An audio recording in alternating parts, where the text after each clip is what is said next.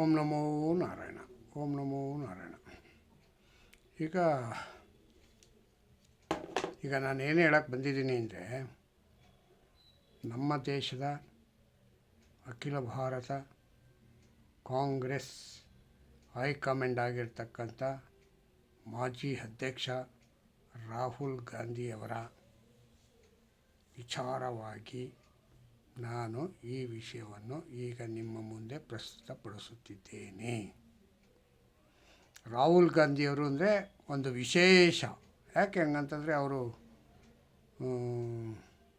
ನಮ್ಮ ಕಾಂಗ್ರೆಸ್ ಪಕ್ಷದ ಮಾಜಿ ಅಧ್ಯಕ್ಷರು ಮತ್ತು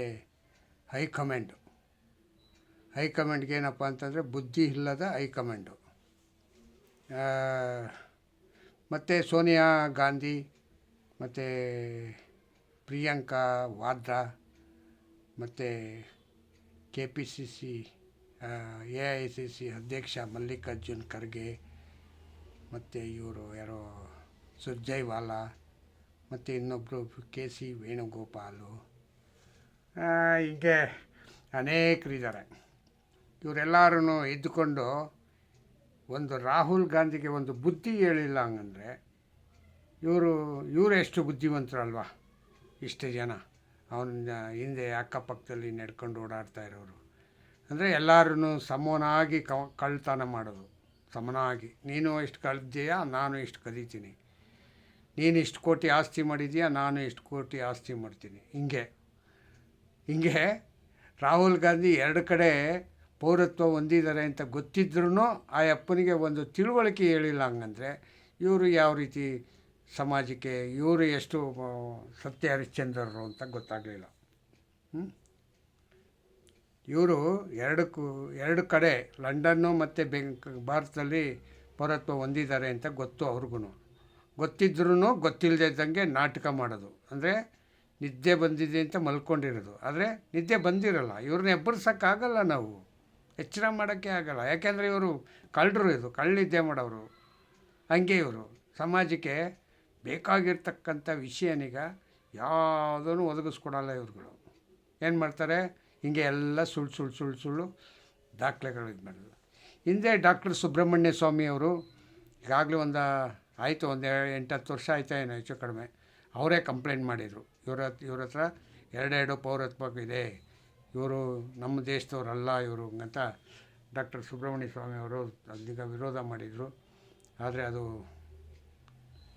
ನಮ್ಮ ಕೇಂದ್ರ ಸರ್ಕಾರ ಅವ್ರಿಗೆ ಸರಿಯಾದ ರೀತಿಯ ದಾಖಲೆಗಳನ್ನೀಗ ಒದಗಿಸ್ಕೊಡ್ಲಿಲ್ಲ. ಯಾಕೆ ಒದಗಿಸ್ಕೊಡ್ಲಿಲ್ಲ ಹಂಗಂತಂದರೆ, ಇವ್ರು ಬಂದು BJPಯ ಪ್ರಚಾರಕರು. ಯಾರು? ರಾಹುಲ್ ಗಾಂಧಿ ಅಂದರೆ BJP ಪ್ರಚಾರಕರು ಅಂತ. ಮತ್ತು ಇನ್ನೊಬ್ರು ಯಾರಪ್ಪ ಹಂಗಂತಂದರೆ KC ವೇಣುಗೋಪಾಲು ಮತ್ತು ಸುರ್ಜೇವಾಲಾ ಮತ್ತು BJP ಪ್ರಚಾರಕರು ಇನ್ನೊಬ್ರು ಇದ್ದಾರೆ. ಭಾಳ ಅತ್ಯುತ್ತಮವಾಗಿರ್ತಕ್ಕಂಥ ಮಹಾನ್ ನಾಯಕ, ಈಗ ಅಧ್ಯಕ್ಷರಾಗಿರ್ತಕ್ಕಂಥ ಕಾಂಗ್ರೆಸ್ ಅಧ್ಯಕ್ಷರಾಗಿರ್ತಕ್ಕಂಥ AICC ಅಧ್ಯಕ್ಷರಾಗಿರ್ತಕ್ಕಂಥ ಮಲ್ಲಿಕಾರ್ಜುನ್ ಖರ್ಗೆ. ಇವರೆಲ್ಲ BJPನೀಗ ಪ್ರಚಾರ ಮಾಡೋಕ್ಕೋಸ್ಕರವಾಗೇ ಇವರು ಕಾಂಗ್ರೆಸ್ಸಲ್ಲಿರೋದು. ಅವರು ಕಾಂಗ್ರೆಸ್ ಪಕ್ಷ ಪ್ರಚಾರ ಮಾಡ್ಕೋತೀನಿ ಅಂತ ಯಾವತ್ತೂ ಹೇಳಿಲ್ಲ. ನಮ್ಗೆ ಓಟ್ ಹಾಕಿಂತ ಅವ್ರು ಯಾವತ್ತೂ ಕೇಳಿಲ್ಲ. ಕಾಂಗ್ರೆಸ್ಗೆ BJPಗೆ ಓಟ್ ಹಾಕ್ಬಿಡಿ ಅಂತ ಹೇಳ್ತಾ ಅದು ಪ್ರಚಾರ ಅದೇ ಡಬಲ್ ಆಯ್ತಾ ಇರ್ತದೆ. ಯಾಕೆ BJPಗೆ ಓಟ್ ಹಾಕ್ತೀರಾ, ಅವ್ರು ಹಂಗೆ ಇವ್ರು ಹಿಂಗೆ BJPಯವರು ಅಂತ ಅಲ್ಲಿ ನಿಂತ್ಕೊಂಡು ನೋಡಿದ್ರೂ AIC ಅಧ್ಯಕ್ಷ ಮಲ್ಲಿಕಾರ್ಜುನ್ ಖರ್ಗೆ ದಿನಕ್ಕೊಂದು ಸತಿನಾದ್ರೂ ಹೇಳಲೇಬೇಕು. ಇಂಥವರು ನಮ್ಮ ದೇಶದಲ್ಲಿ ಇದ್ದಾರೆ. ಹೆಂಗಂತಂದರೆ ನಮಗೆ BJPಗೆ ಅನುಕೂಲನೇ, ಅರ್ಥ ಆಯ್ತಾ. ಆದರೆ ಅನುಕೂಲ ಇದ್ರೂ ಕಾನೂನು ರೀತಿಯಾಗಿ ನೋಡಬೇಕು ಅನ್ನೋದು ನನ್ನ ಒಂದು ವಿಷಯ. ಕಾನೂನು ಎರಡೆರಡು ಕಡೆ ಪೌರತ್ವ ಇದೆಯಲ್ಲ, ಅದನಿಗೆ ಯಾಕೆ ಅದು ಸರಿ ಇಲ್ಲ, ನೀವು ಮಾಡಿರೋದು ತಪ್ಪು ಅಂತ ಹೇಳಿ ಗುರುತಿಸಿ ಮತ್ತು ಬೇರೊಬ್ಬನಿಗೆ ಇನ್ನೊಬ್ಬನಿಗೆ ಆಗದಿದ್ದಂಗೆ ತಡಿಬೇಕಲ್ಲ. ಈಗ ಇವತ್ತು ಇವನು ಮಾಡ್ತಾರೆ, ರಾಹುಲ್ ಗಾಂಧಿ ಮಾಡ್ತಾರೆ, ಇವತ್ತು ನಾಳೆ ಇನ್ನೊಬ್ಬರು ಮಾಡ್ತಾರಪ್ಪ. ಅದಕ್ಕೆ ಯಾರು ಹೊಣೆ? ಸರ್ಕಾರನೇ ಹೊಣೆ. ಸರ್ಕಾರದಲ್ಲಿ ಬಾಂಗ್ಲಾದಿಂದ ಬರ್ತಾರೆ ನುಸುಳುಕೋರರು ಅಂತ ಹೇಳ್ತಾರೆ. ಬಾಂಗ್ಲಾದಿಂದ ನುಸುಳುಕೋರರು ಬಂದವ್ರು ಹೆಂಗಂದರೆ ನೀವು ಯಾಕೆ ಹಿಡಿಯಲ್ಲ, ಅದು ಸಮಸ್ಯೆ ಆಗಿರೋದು. ಹಿಡಿತಾ ಇಲ್ಲ, ನೀವು ನುಸುಳುಕೋರನಿಗೆ ಓಡಿಸ್ತಾ ಇಲ್ಲ. ಎಲ್ಲ ಸ್ಟೇಟ್ನವರು ಏನು ಗೊತ್ತಾ, ಅವ್ರವ್ರ ಸ್ಟೇಟ್ಗೆ ನಮಗೇನು ಗೊತ್ತೇ ಇಲ್ಲ, ನನಗೆ ಬೇಡ, ಇದು ಬೇಡದೇ ಇರೋ ವಿಷಯ ಅಂತ. ಯಾಕೆ ಹೇಳಿ, ಅವರೆಲ್ಲ ಮುಸ್ಲಿಮ್ ಅಲ್ವಾ, ಓಟ್ ಹಾಕ್ತಾರೆ ನಮಗೆ, ಕಾಂಗ್ರೆಸ್ಗೆ ಓಟ್ ಹಾಕ್ತಾರೆ, ಇರಲಿ, ಅವ್ರು ಎಷ್ಟು ಇದ್ದಷ್ಟು ನಮ್ಗೆ ಒಳ್ಳೆಯದು ಹಂಗಂತ. ಅದಕ್ಕೆ ಚುನಾವಣೆ ಅಧಿಕಾರಿನೇ ಬರಬೇಕಾಯ್ತಾ ಅವ್ರನ್ನೆಲ್ಲ ಓಡ್ಸೋಕ್ಕೆ? ಹಾಂ, ಆಯಾ ಸ್ಟೇಟ್ದ ಗೃಹ ಮಂತ್ರಿಗಳು ಏನು ಕಡಲೆ ತಿನ್ನೋಕೆ ಕೂರಿಸಿದ್ದೀವಿ, ಯಾರಿಗೆ, ಪರಮೇಶ್ವರ್ಗೆ ಯಾಕೆ ಕೂರಿಸಿದ್ದೀವಿ ನಾವು? ಎಲ್ಲ ರೀತಿ ಜನರಿಗಾಗ ತೊಂದರೆನೆಲ್ಲ ನಿವಾರಣೆ ಮಾಡಲಿ ಅಂತ ಅಲ್ವ ಕೂರಿಸಿರೋದು. ಕಳ್ಳೆ ಬೆಲ್ಲ ತಿನ್ಕೊಂಡು ಕೂತ್ಕೊಳ್ಳಪ್ಪ ಹಂಗಂತ ಹೇಳಿ ಪರಮೇಶ್ವರ್ ಕೂರಿಸಿದ್ದೀವ. ಅದರಿಂದ ಹಿಂಗೆ ಒಂದೊಂದು ಸಣ್ಣ ಸಣ್ಣ ವಿಷಯನೂ ಕೂಡ ನೆಗ್ಲಿಸಮ್ ಮಾಡಿ ಮಾಡಿ ಬಿಟ್ಟು ಬಿಟ್ಟು ಬಿಟ್ಟು ಈ ಥರ ಈಗ ನಮ್ಮ ದೇಶದ ಪ್ರಧಾನಿ ಅಭ್ಯರ್ಥಿ ಪ್ರಧಾನಿ ಅಭ್ಯರ್ಥಿ ಅಲ್ಲ, ವಿರೋಧ ಪಕ್ಷ ನಾಯಕ ಅಂದರೆ ನೆಕ್ಸ್ಟು ಮುಂದಿನ ಪ್ರಧಾನಮಂತ್ರಿ ಅಭ್ಯರ್ಥಿನೇ ಅಂತ ಇಟ್ಕೊಳ್ಳಿ. ಅವರೇ ತಪ್ಪು ಮಾಡಿದ್ದಾರೆ, ಎರಡೆರಡು ಕಡೆ ಪೌರತ್ವ ಹೊಂದಿದ್ದಾರೆ ಅಂದರೆ ಇದನಿಗೆ ಏನು ಮಾಡಬೇಕು?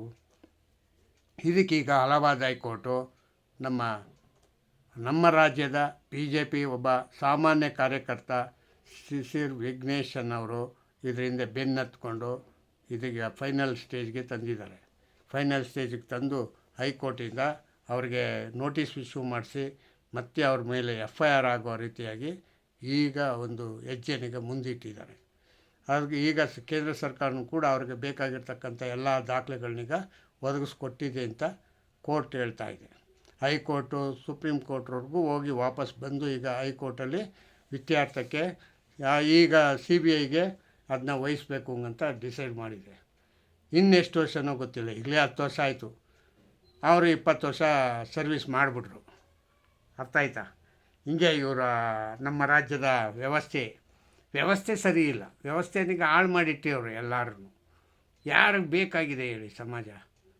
ಎಲ್ಲರಿಗೂ ಏನಕ್ಕೆ ಬೇಕಾಗಿದೆ? ಒಂದೇ ಒಂದು ಹಣ ಮಾಡೋಕ್ಕೆ ಮಾತ್ರ ಬೇಕಾಗಿದೆ. ಎಲ್ಲ ಹಣ ಹಣ ಹಣ ಅಂತ ಹೆಣದ ಮೇಲೆ ಮಲಗಿದ್ದಾರೆ ಎಲ್ಲರೂ ಆರಾಮಾಗಿ. ಇಷ್ಟು ಬಿಟ್ಟರೆ ಬೇರೆ ಏನೂ ಆಗಿಲ್ಲ. BJP ಅವ್ರಿಗೂ, MP ಗಳಿಗೆ, MLAಗಳಿಗೆ ಎಲ್ಲರಿಗೂ ಕೂಡ ಅವನು ಕಾಂಗ್ರೆಸ್ನವ್ರು 100 ಕೋಟಿ ಮಾಡಿದರೆ ಇವ್ರಿಗೆ 50 ಕೋಟಿ ಆದರೂ ಬೇಕು. ಇವ್ರು 50 ಕೋಟಿ ಮಾಡೋರಂದರೆ ಅವ್ರಿಗೆ 200 ಕೋಟಿ ಬೇಕು. ಹಿಂಗೆ ಒಬ್ರಿಗೊಬ್ಬರು ಪೈಪೋಟಿ ಮಾಡಿಕೊಂಡು ಏನೋ ಆಸ್ತಿ ಬೆಳೆಸ್ಕೊಳ್ಳೋಕೆ ಏನು ಬೇಕೋ ಅದನ್ನು ಮಾಡ್ತಾಯಿದ್ದಾರೆ. ಸಮಾಜಕ್ಕೆ ಬೇಕಾಗಿರೋ ಒಳ್ತಾಗಿರ್ತಕ್ಕಂಥ ಕೆಲಸಗಳು ಮಾಡಬೇಕು ಅನ್ನೋದು ಯಾರೋ ಪ್ರಧಾನಮಂತ್ರಿ ನಮ್ಮ ಒಬ್ಬರನ್ನ ಬಿಟ್ಟು ಇನ್ನೆಲ್ಲ ಮಂತ್ರಿಗಳು ಮತ್ತು ಇವರು ಯಾರು MLAಗಳು ಮತ್ತು ನಮ್ಮ ರಾಜ್ಯಸಭೆಯ ಕಾರ್ಯದರ್ಶಿಗಳು, ಕಾರ್ಮಿಕರು, ಅಧ್ಯಕ್ಷರು ಎಲ್ಲರನ್ನೂ ಬರೀ ಲಂಚದ ಹಿಂದೆನೇ ಇದ್ದಾರೆ. ಯಾವತ್ತಿದು ಉದ್ಧಾರ ಆಗುತ್ತೋ, ಯಾವತ್ತು ಇದು ಈ ಪಿಡುಗು ಹೋಗುತ್ತಾ ಗೊತ್ತಿಲ್ಲ. ಇದು ಪಿಡುಗು ಅಂದರೆ ಕಾಯಿಲೆ ಇದ್ದಂಗೆ, ಇದು ಕ್ಯಾನ್ಸರ್ ಇದ್ದಂಗೆ, ಸಾಯಲ್ಲ ಬೇಗ. ಅಂದರೆ ಇನ್ನೂ ಜಾಸ್ತಿ ಆಗ್ತಾಯಿರ್ತದೆ, ಉಲ್ಬಣ ಆಗ್ತಾಯಿರ್ತದೆ. ಅದು ಆ ಲೆವೆಲ್ಗೆ ಇದು ಕ್ಯಾನ್ಸರ್. ಇದು ಕರಪ್ಷನ್ ಈಸ್ ಎ ಕ್ಯಾನ್ಸರ್ ಅಂತ ಹಿಂಗಾಗಿದೆ ಸ್ಥಿತಿ. ಇಷ್ಟು ಹೇಳಿ ನಾನು ಈಗ ನನ್ನ ಮಾತನಿಗೆ ಮುಗಿಸ್ತೀನಿ. ಜೈ ಹಿಂದ್, ಜೈ ಕರ್ನಾಟಕ, ಮತ್ತು ಓಂ ನಮೋ